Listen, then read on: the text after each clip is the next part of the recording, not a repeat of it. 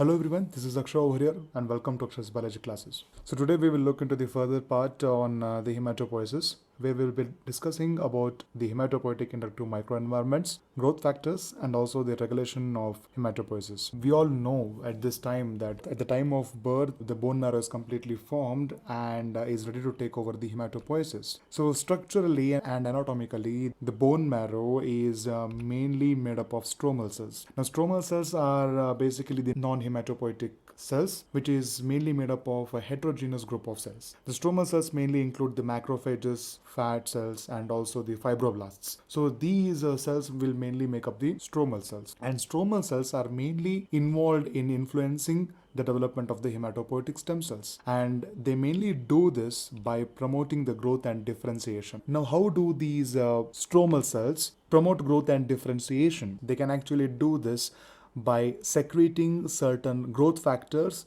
or also called as cytokines. Now, these growth factors are basically the paracrine factors which are secreted by the stromal cells that can reach to a short distance and can bind to the neighboring cells. Now, this area of influence, or this boundary that is mainly formed by the paracrine factors which are secreted by the stromal cells, are called as the microenvironments. So whatever the hematopoietic stem cells are coming under these stromal cells, under the influence of these paracrine factors of these stromal cells, it is actually called as the hematopoietic inductive microenvironments. Also, the fate commitment of the hematopoietic stem cells depends upon the growth factors and also the stromal cells. It means that the growth factors ultimately control the development and commitment of the hematopoietic stem cells into a cell-specific lineage, and these growth factors are ultimately secreted by the stromal cells. Not only stromal cells are playing an important role in the development of the hematopoietic stem cells, at the same time, the endoosteal osteoblasts are also playing an important role. Now they mainly do this by providing specific niche for the hematopoietic stem cells. They are also able to produce some factors which mainly prevents the apoptosis in the case of hematopoietic stem cells, and also they mainly keep the hematopoietic stem cells in a state of plasticity. Now, plasticity, it mainly means flexibility, the ability to take up or to become into any kind of cell. This flexibility, we refer it as plasticity of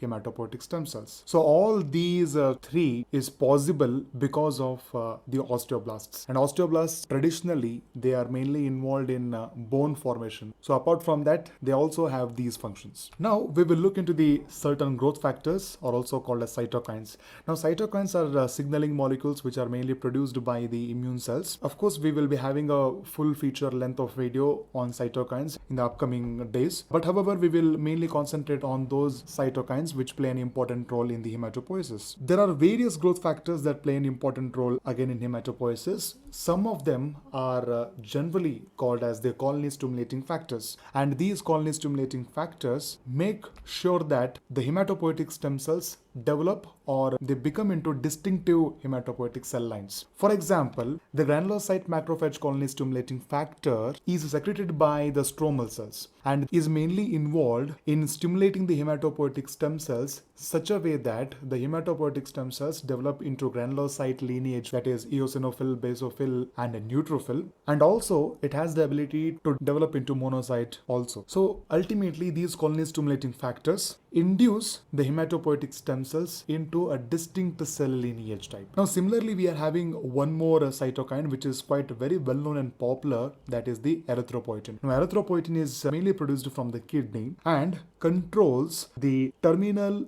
development of the erythrocytes. So we can say that the ability of the hematopoietic stem cell to develop into a type or specific type of cell is ultimately controlled or is always under the influence of the type of growth factor or type of cytokine it encounters. So we can elaborate this explanation with an illustration over here. So assume this hematopoietic stem cell develops into a one particular cell type, and this cell type, as you can see over here, is having a receptor. Now, receptor which is present on the cell membrane binds to a specific ligand or cytokine or growth factor. Now, it in turn stimulates or activates the cascade of genes inside the respective cell and makes the cell differentiate into a specific type of cell. And in this case, the ultimate result is a type of granulocyte. Similarly, we can also consider that the same hematopoietic stem cell, it developed into another type of cell. This cell will be having a different type of receptor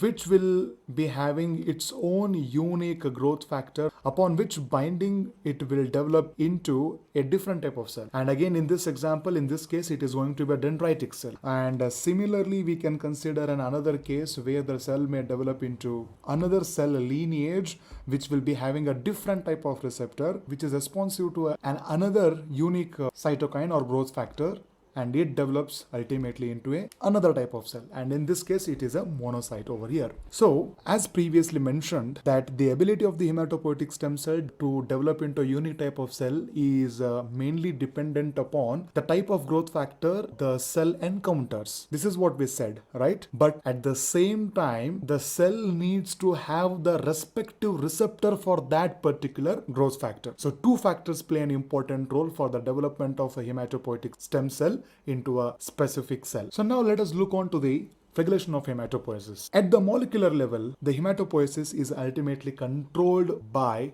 the genes. So the differentiation and development of the hematopoietic stem cells specifies or makes sure that it develops into a lineage specific cell type. And the transition, that is the differentiation to development into the lineage specific cell type, is ultimately under the influence of expression of different type of genes. And what we are trying to say here is that these different type of genes produce specific transcription factors that bind to the DNA and activate cell lineage specific type of genes inside those cells. As a result, they develop into respective cell. So transcription factors play an important role over here. For example, one transcription factor, that is GATA2, it controls the development of the hematopoietic stem cells to the erythroid lineage, lymphoid lineage, and the myeloid lineage. While another transcription factor called as Ikeros mainly controls the development of the lymphoid lineage only. So it means that this transcription factor is having alone control on the lymphoid lineage only. If we knock down the gene that is responsible for the production of the Ikeros transcription factor, it will affect only the lymphoid lineage production cells. But however, erythroid and myeloid progenitor lineage will not be affected at all. Similarly, we are having one more transcription factor,